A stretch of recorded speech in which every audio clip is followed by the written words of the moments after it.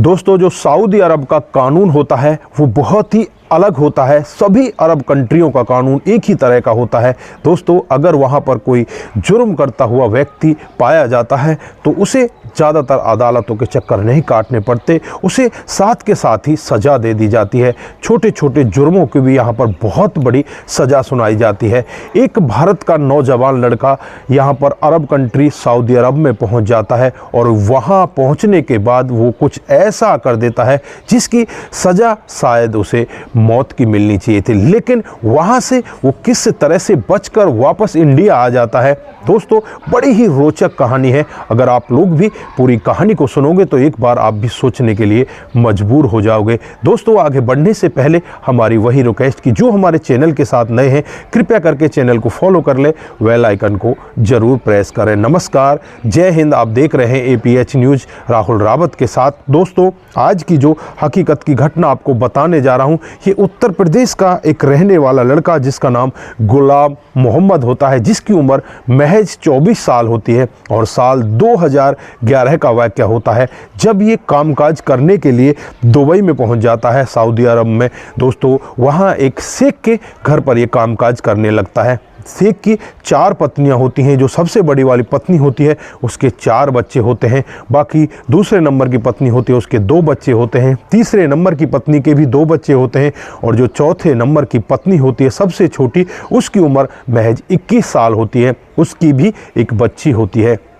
उसका कामकाज बहुत अच्छे से चल रहा होता है क्योंकि शेख के पास धन दौलत की कमी नहीं होती, लेकिन शेख अब बूढ़ा हो जाता है। अब वो सभी के पास उस तरह से नहीं पहुंच पाता, तो यहाँ पर ज़्यादातर वो सबसे छोटी वाली पत्नी के साथ रहा करता है। जो बड़ी वाली पत्नियाँ हैं वो उससे परेशान रहने लगती हैं, लेकिन अलग रहकर वो अपने बच्चों का पालन पोषण कर रही थी क्योंकि सेठ के पास 4 शिप होते हैं और 4 शिपों की जो आमदनी होती है वो बहुत ही ज़्यादा होती है। उससे उनका खर्चा बड़े आराम से चलता रहता है। दोस्तों, एक दिन का वाक़या होता है जब यहाँ पर जो ये लड़का होता है गुलाम मोहम्मद, इससे कहा जाता है कि तुम बड़ी वाली मेरी पत्नी के पास जाओ, उससे कुछ सामान वगैरह लेकर आओ और उसे जो ज़रूरत का सामान है वो सब देकर आओ। यहाँ पर जो लड़का होता है वो सीधा उसके पास चला जाता है और जो ज़रूरत का सामान होता है उसे देकर आ जाता है और उसके बाद फिर दूसरी के पास, फिर तीसरी के पास, फिर चौथी के पास, इसी तरह से वो कामकाज करता रहता है। उसकी 8 घंटे की ड्यूटी होती है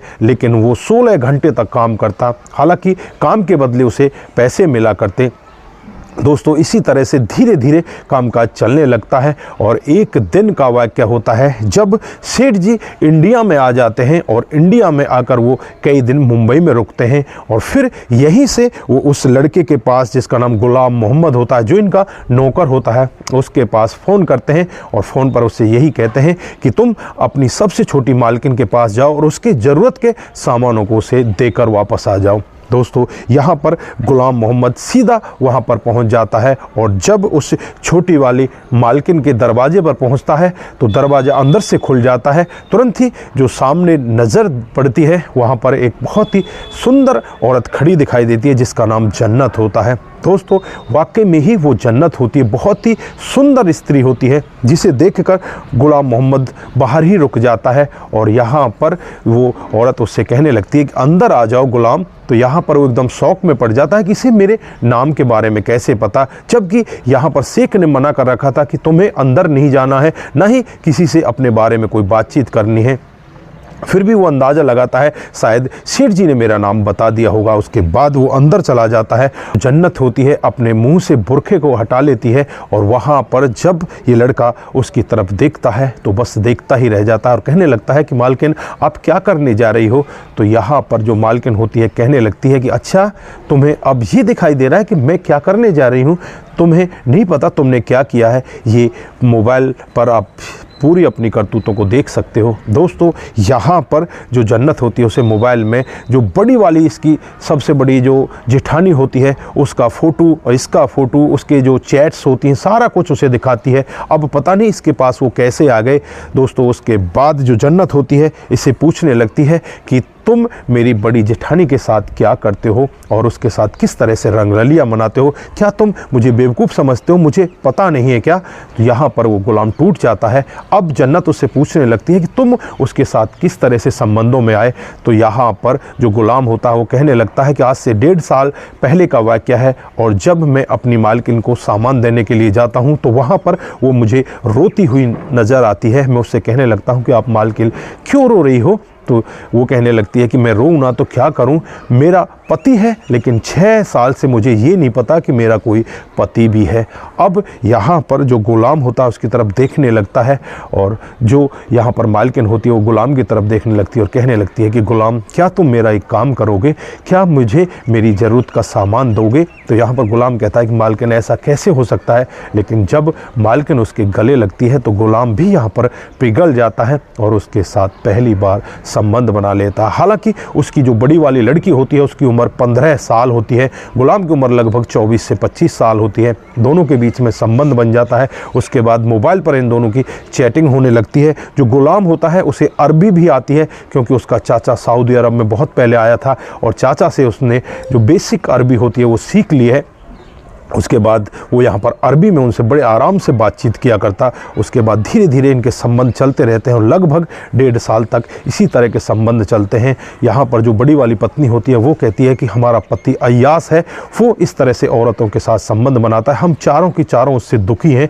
तो यहाँ पर जो जन्नत होती है वो कहने लगती है तो फिर तो तुम बाकी 2 के साथ भी इस तरह के संबंधों में होंगे। तो यहाँ पर वो कहने लगता है कि नहीं नहीं मालकिन, मैं उनके साथ संबंधों में नहीं हूँ। अब यहाँ पर जो जन्नत होती है छोटी मालकिन वो भी कहने लगती है कि हमारा पति हमें बहुत ज़्यादा परेशान करता है, वो अय्यास है। अब भारत भी वो अय्यासी के लिए ही गया है। अब मैं ये चाहती हूँ कि तुम हमारा एक काम कर दो। तो यहाँ पर जो गुलाम होता है वो कहने लगता है कि मालकिन मुझे क्या करना पड़ेगा? वो कहती है कि तुम्हें हमारे पति को रास्ते से हटाना पड़ेगा। अब गुलाम यहाँ पर डरने लगता है, कहने लगता है कि अगर मैंने ऐसा किया तो मैं सदा सदा के लिए सलाखों के अंदर चला जाऊँगा, मुझे आपकी सरकार सजाए मौत दे देगी। तो यहाँ पर जन्नत उससे कहने लगती है कि वो सब तुम मुझ पर छोड़ दो, मैं ये सब नहीं होने दूँगी, मैं तुझे बचा लूँगी। अब यहाँ पर जो गुलाम है वो सोचने के लिए मजबूर हो जाता है, करूं तो क्या करूं। अब जन्नत भी उसके ऊपर दबाव बनाने लगती है, ये सब तुम्हें करना ही होगा, ने ये सब नहीं किया तो तुम्हारे बारे में और जो मेरी जेठानी है उस सब के बारे में मैं अपने पति को बता दूंगी और पूरा भांडा फूट जाएगा और उसके बाद तुम्हें फिर भी सजा होगी।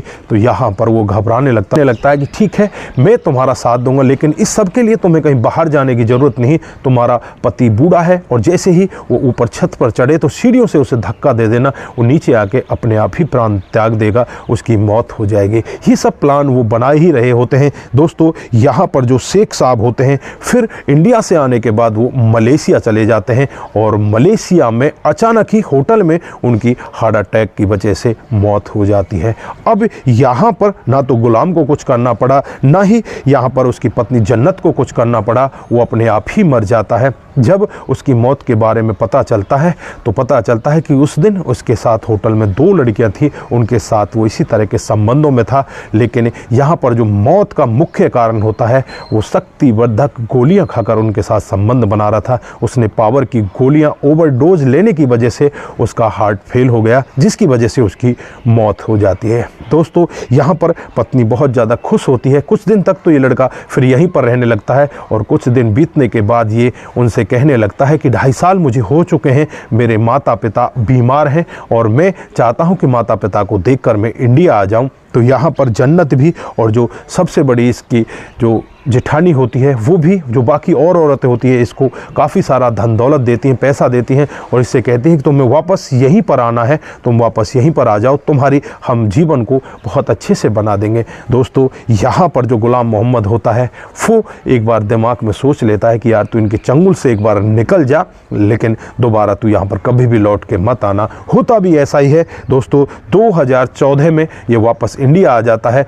और इंडिया आने के बाद दोबारा कभी मुड़कर भी ये सऊदी की तरफ नहीं देखता। अब ये इंडिया में ही रह रहा है, यहाँ पर ये शादी कर लेता है, इसके बच्चे भी हैं और बड़े आराम से अपने बच्चों के साथ ये अपने जीवन को व्यतीत कर रहा है। लेकिन अब ये कभी भी सऊदी अरब जाने की सोचता भी नहीं है और जो वहाँ के कॉन्टैक्ट वगैरह नंबर होते हैं उन सबको ये बंद कर देता है। अब उनसे ये कभी भी कांटेक्ट करने की कोशिश नहीं करता। तो दोस्तों ये थी आज की एक हकीकत की कहानी। आप लोगों को कैसी लगी? दोस्तों यहाँ पर जो गुलाम मोहम्मद ने किया, क्या वो सही था? उसने बड़ी मालकिन के साथ इस तरह के संबंध बनाए, फिर छोटी मालकिन के साथ भी इस तरह के संबंधों में आ जाता है।